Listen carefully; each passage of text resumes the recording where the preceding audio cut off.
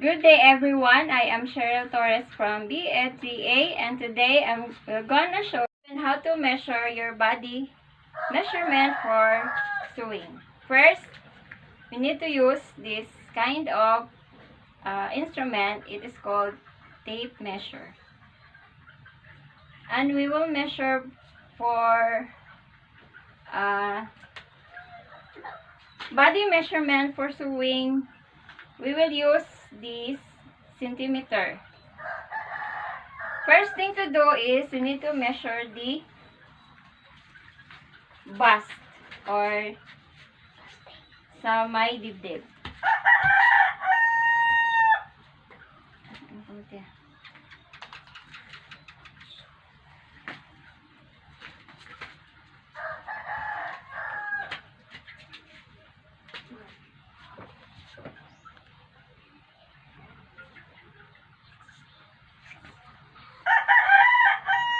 Next is the waist.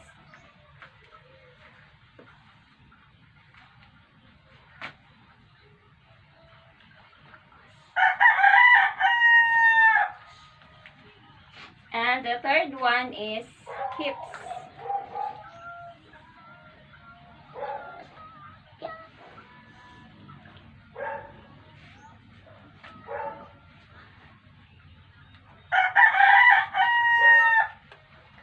Next is the torso length or from shoulder to waistline.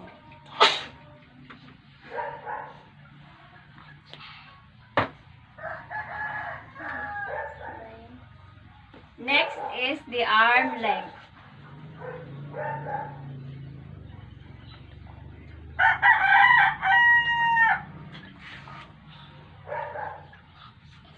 And next is neck.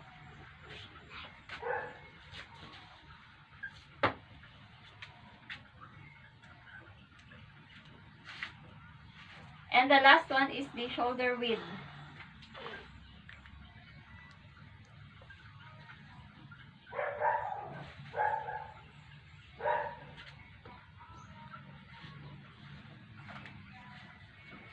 And that's all for body measurement for sewing.